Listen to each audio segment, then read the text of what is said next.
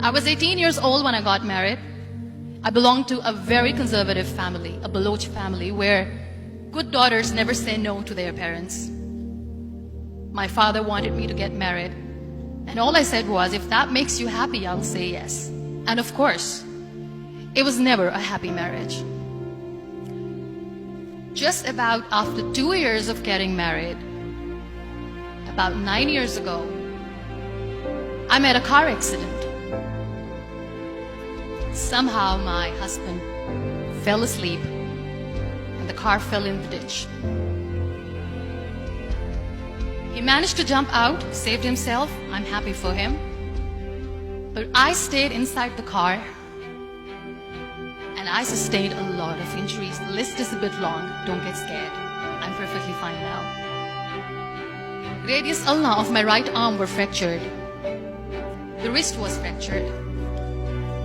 Shoulder bone and collarbone were fractured. My whole rib cage got fractured. And because of the rib cage injury, lungs and liver were badly injured. I couldn't breathe. I lost urinary bowel control. That's why I have to wear the bag wherever I go. But that injury that changed me and my life completely as a person and my perception towards living my life was the spine injury. 3 vertebrae of my backbone were completely crushed and I got paralyzed for the rest of my life.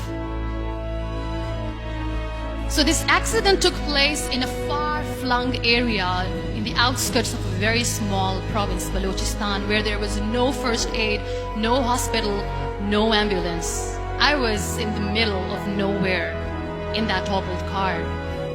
Many people came to rescue. They gave me CPR. They dragged me out of the car. And while they were dragging me out, I got the complete transection of my spinal cord. I finally ended up in a hospital where I stayed for 2.5 months. I underwent multiple surgeries. Doctors have put a lot of titanium in my arm. There's a lot of titanium at my back to fix my back. That's why people in Pakistan call me the Iron Lady of Pakistan.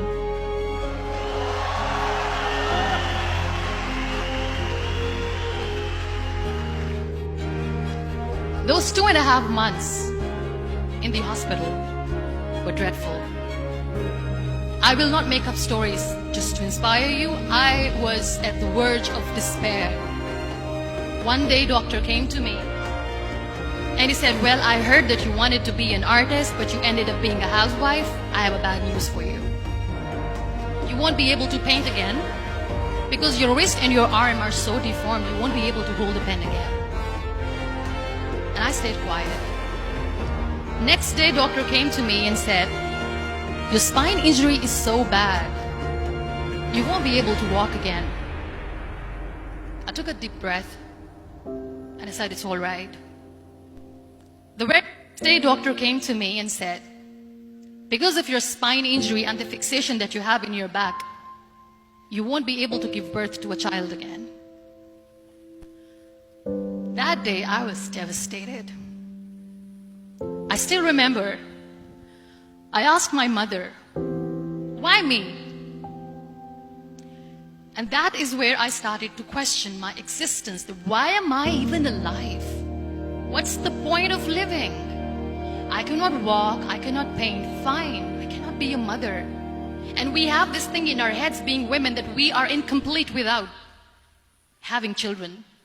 I am going to be an incomplete woman for the rest of my life. What's the point? So my mother said to me, this too shall pass.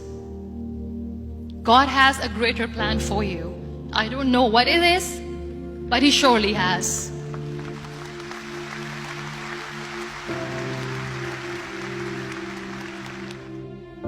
So what kept me going was, one day I asked my brothers, I know I have a deformed hand, but I'm tired of looking at these white walls in the hospital and wearing these white scrubs.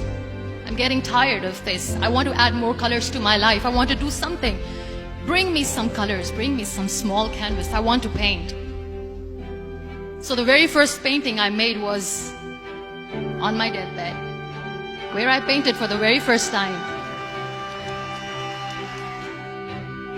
There were a lot of infections in my body, a lot of allergies. So doctors wanted me to lie down on the bed straight for not 6 months, for not 1 year, for 2 years.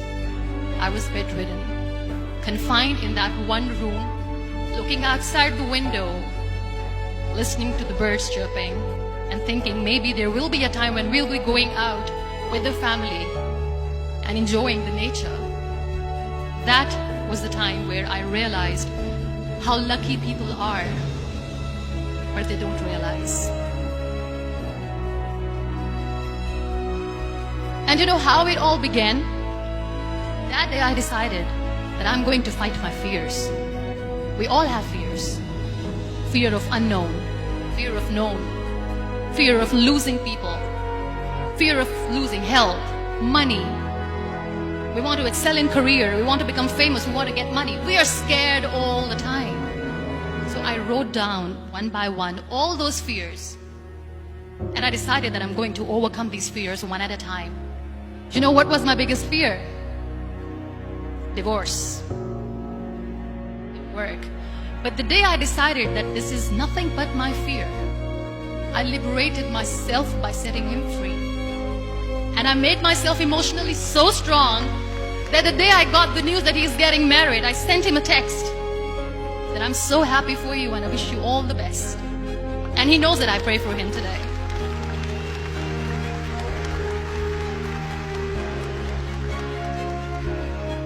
My biggest fear, number 2, was I won't be able to be a mother again. And that was quite devastating for me. But then I realized there are so many children in the world, all they want is acceptance. So there is no point of crying, just go and adopt one. And that's what I did.